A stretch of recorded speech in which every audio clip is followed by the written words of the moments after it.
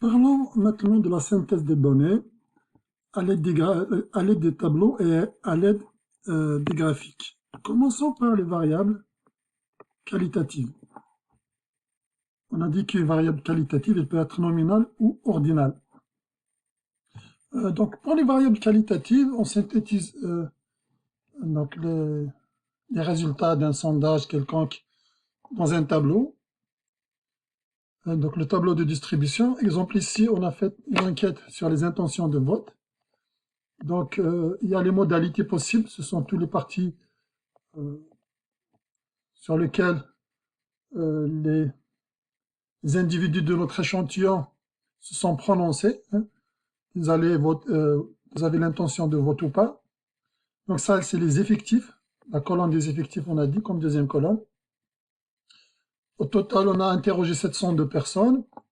Et donc là, c'est les pourcentages. Par exemple, 40% ont l'intention de voter pour le Parti québécois, etc. Donc, dans cette capsule, on va voir essentiellement les graphiques avec lesquels on peut synthétiser les données d'un tableau d'une variable qualitative. Ici, par exemple, c'est les nominales. Donc,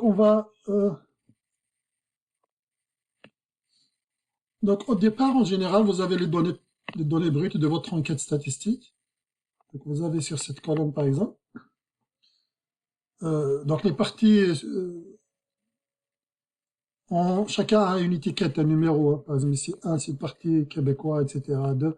Donc, les intentions de vote. On a enregistré les réponses des individus de notre échantillon sur un tableau comme ça. 1, 1, 2, 2, 1, 0, 1. Il n'y a pas de 0. 3, 5, etc. Ce sont les réponses des gens qu'on a interrogés. Donc, la première étape, c'est de synthétiser avec ce tableau, c'est de synthétiser les résultats de notre sondage à l'intérieur d'un tableau de distribution. Ça, c'est la première étape. Ça, on ne va pas le voir dans cette capsule. On va voir juste les graphiques qu'on peut faire avec une variable qualitative, nominale. Donc, on peut tracer un diagramme à rectangle. On va voir comment on va le faire. Et un diagramme circulaire. Ce sont les deux diagrammes essentiels qu'on va utiliser pour les variables qualitatives nominales et même ordinales aussi. Ce sont les deux graphiques qu'on va utiliser. Donc, considérons notre tableau de distribution qui a été obtenu à partir des données brutes.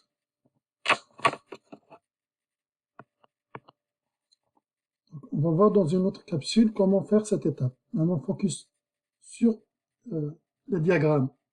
Donc, on va commencer par le diagramme à rectangle vertical. On va sélectionner les pourcentages. Donc, ce sont les pourcentages qu'on va représenter. Ensuite, on va dans Insertion. Donc, on a sélectionné les pourcentages. On exclut le titre, bien sûr, et le 100%. On va dans Insertion, histogramme ou graphique à barre. On clique et on obtient donc le diagramme à barre. Qu'est-ce qu'on remarque cependant? On remarque que le titre n'est pas adéquat, donc on doit modifier le titre. On voit que on remarque également que l'axe horizontal ne contient pas les modalités. Il y a juste les chiffres 1, 2, 3, 4, 5. Voilà. Donc, il faudra apporter les modifications. Donc, commençons par le titre. On peut cliquer sur le titre ici. On va le modifier. Voilà, on va mettre en gras. On a dit on va mettre les titres des graphiques en gras. Comment on va faire maintenant pour les modalités pour qu'ils soient pour qu'elles reflètent le nom du parti politique? On va cliquer sur le bouton droit de la souris au-dessus de l'étiquette et sélectionner les données. Sélectionner les données. Ensuite, là, on voit toujours, on voit l'axe horizontal, étiquette de l'axe horizontal, c'est 1, 2, 3. On va modifier ça. Et là, on choisit une colonne d'un tableau qui nous donne les parties. La colonne, elle est là. La colonne, elle est là, donc c'est cette colonne. On exclut le titre et le total. Et Voilà, les étiquettes ont été changées. Et maintenant, on a le vrai nom des parties sur l'axe horizontal. Ensuite, on peut bien modifier ici, par exemple, si on souhaite modifier l'apparence du diagramme, on peut modifier.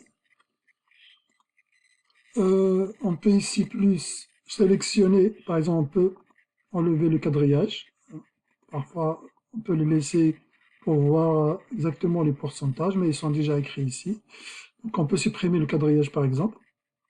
Les étiquettes des données, on va les laisser. Les titres, on va le laisser, etc. Donc, on peut modifier la position des étiquettes ici. Mettre en forme l'étiquette des données. Donc, on peut choisir ici, effectivement, les options d'étiquette. Voilà, donc ça dépend, on peut changer la position. Intérieur, bord extérieur, etc. Centré. On peut ajouter des titres aux axes, par exemple. Donc on clique sur le graphique. Donc et puis ici on choisit d'appuyer sur le plus ici. Et on va ajouter ici titre des axes. Là on voit titre des axes ici. On va écrire le titre en gras. Et ici également, on va faire la même chose. Et voilà donc à quoi ça va ressembler, un diagramme en barre verticale pour une variable qualitative nominale, par exemple ici, qui représente les intentions de vote, ou bien l'appartenance politique en quelque sorte, des citoyens québécois. Maintenant, si on regarde bien, on voit qu'il n'y a pas d'axe réellement vertical, il n'y a pas d'axe horizontal non plus. On peut ajouter des axes. On fait un double clic. Et là, on peut cliquer. Et donc, il y a trois menus essentiellement qui représentent les propriétés du graphique, l'ombre, etc. Si on voit du graphique en 3D, etc. Mais là, on clique sur la peinture, le seuil de peinture. Et là, afin de tracer donc des axes. Donc ça, c'est les options graphiques. Mais maintenant, on va cliquer sur... Donc, si en fait, l'axe ici, il y a les valeurs de l'axe, mais il n'y a pas à droite. On va faire modifier la forme de l'axe. Et là, vous voyez que on peut changer, par exemple, ici, on peut, pour la couleur, on peut changer sa couleur. Hein. On va mettre... vous pouvez essayer de vérifier, vous amuser un petit peu avec toutes les options. Couleur, on va mettre couleur noire. Si on veut une échelle logarithmique, c'est pas le cas ici, donc on peut cliquer sur voilà. Valeur en ordre inversé si on veut. La graduation, elle va être à l'extérieur. Les étiquettes à côté, il y a des options sur l'axe vertical. Tout ça, c'est des options sur l'axe vertical. Donc ici, il y a des options pour les étiquettes ici. Hein. On peut changer les choses si on veut un remplissage, mais on va laisser aucun remplissage. Et pour la courbe, on va mettre un trait plein pour voir l'axe, à droite et l'axe. Là, on va mettre par exemple couleur, mais on va mettre la couleur noire. Ensuite, on fait pareil pour l'axe horizontal. L'axe horizontal, on va choisir trait plein, couleur noire. Voilà.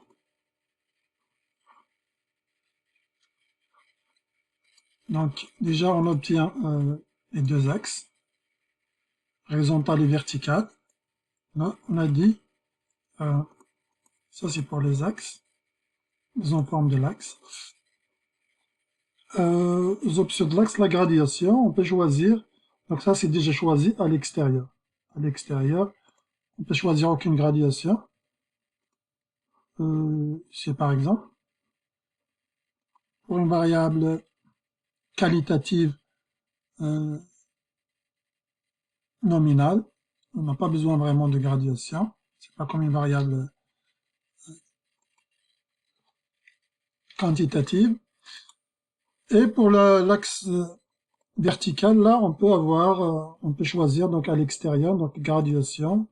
On va laisser à l'extérieur. Ce qu'on peut faire à l'intérieur, par exemple, ou aucune graduation, etc. Donc, ou sur l'axe lui-même, sur l'axe, on va faire sur l'axe. Donc là, on va laisser à l'extérieur. Pour l'axe horizontal, on va mettre de graduation, on va pas mettre de graduation. On peut après, bien sûr, ajuster la taille du graphique et le repositionner dans notre document. On va maintenant insérer la source, donc je vais cliquer sur le bouton droit. Non, je vais directement insérer zone de texte. Puis je vais cliquer ici, je vais écrire la source. Je peux mettre en forme, bien sûr, la zone de texte. Ok, là j'écris ma source.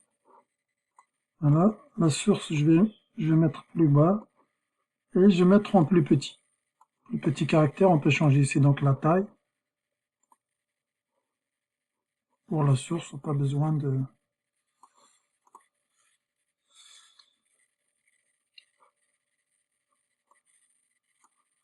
Voilà au final à quoi devrait ressembler un diagramme en barre verticale pour une variable qualitative nominale. Donc, parlons maintenant d'un diagramme circulaire. Même principe, on sélectionne les pourcentages, on fait insertion, et là j'ai choisi diagramme circulaire en 2D, hein, on peut faire 3D, tout ça, mais pas la peine. Le même principe, on a le titre du graphique, je modifie le titre. On voit ici les modalités avec les couleurs, c'est pas bon pour nous, donc bouton droit de la souris, sélectionner des données, sélection des données. On voit ici l'axe horizontal en quelque sorte, même si c'est pas un axe. On voit 1, 2, 3, 4, c'est pas ce qu'il faut pour nous. On va choisir les noms des parties, on va aller dans le tableau, la colonne des noms des parties. On va la choisir. Et là, ça se voit ici, donc. On voit la légende ici. Ça devient la légende des couleurs en quelque sorte. Ensuite, on peut faire apparaître les pourcentages. Donc, si je clique sur le graphique et sur le plus, qu'est-ce que je vois? Je vois qu'est-ce qui apparaît, titre du graphique, étiquette des données et légende. Donc la légende et les étiquettes des données aussi, c'est les pourcentages qu'on va faire apparaître. Dans la légende, on peut bien sûr jouer sur la position, etc.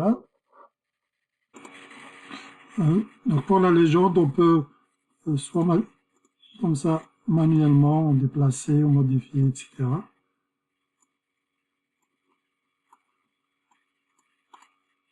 Format et la position. Et on peut cliquer sur ici, sur le plus légende, et là il y a une flèche qui apparaît. On va choisir qui va être à droite, en haut, à gauche ou en bas. Voilà. On peut choisir des positions par défaut, comme on peut modifier nous-mêmes manuellement la position comme ça. De la légende, on va également ajouter la source. Là, on va copier directement la zone de texte qu'on a fait tout à l'heure. On va la mettre ici. Donc, on peut faire insertion zone de texte. On peut directement copier ce qu'on a fait tout à l'heure. Et puis, on va mettre plus bas ici. On va approcher la légende. Donc, c'est ça ce que ça donne à peu près pour le diagramme circulaire. Après, bien sûr, vous pouvez jouer sur les options. On a quelques options pour la représentation. On va choisir le standard. Et puis, on peut aussi jouer sur les couleurs, etc. Voilà, on peut jouer sur les couleurs, que ce soit de l'arrière-plan, avec... Donc, il y a des options avec lesquelles vous pouvez donc vous amuser. Vous pouvez jouer aussi sur la couleur de chaque portion ici. Donc. Par exemple, ici, c'est rouge. Pour les 22% qui est le Parti libéral, là, on peut changer la couleur, on peut choisir une autre couleur, etc. Donc, on peut On peut faire des tas de trucs. On va laisser un fond. Voilà donc ce que ça donne pour un diagramme en barre verticale ou en rectangle vertical et un diagramme circulaire. Donc pour notre variable qualitative nominale. Maintenant, qu'est-ce qui va changer si on avait une variable qualitative ordinale? Ordinale, et non pas nominale, par exemple. Sur une enquête de satisfaction des clients, donc on a les réponses extrêmement insatisfait, par exemple. Donc une enquête de satisfaction, 1, c'est très insatisfait jusqu'à 10. Il n'y a pas de 0 ici dans cette enquête. Donc c'est une variable qualitative ordinale. Donc là, on peut attribuer un numéro à chaque réponse. Il y a un ordre. Il y a un ordre, c'est l'ordre de satisfaction. Qu'est-ce qui va être différent dans ce cas-là?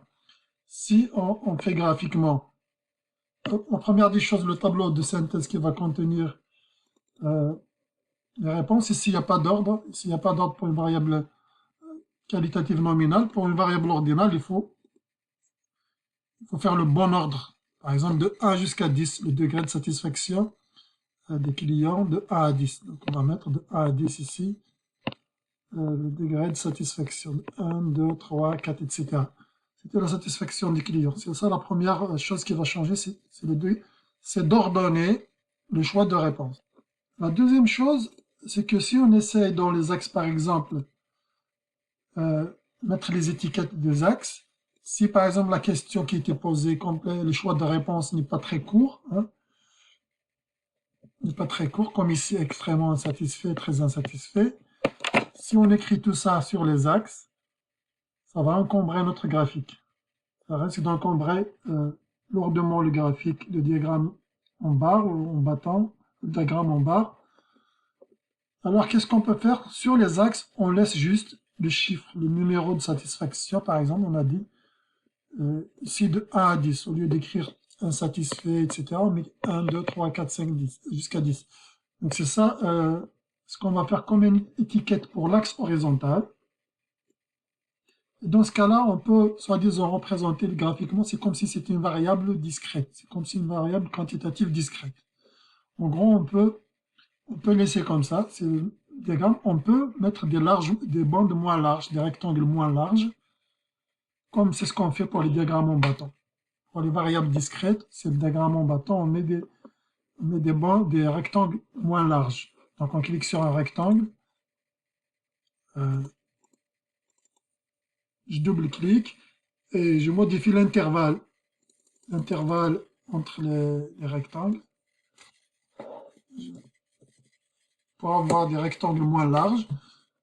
C'est ça qu'on appelle diagramme en bâton, c'est ça qu'on fait pour les variables quantitatives discrètes. On peut faire ça pour donc une variable qualitative, mais nominale. On supprime donc les étiquettes ici, on remplace par un numéro, par exemple pour la satisfaction des clients, de 1 à 10, qui représente le degré de satisfaction des clients.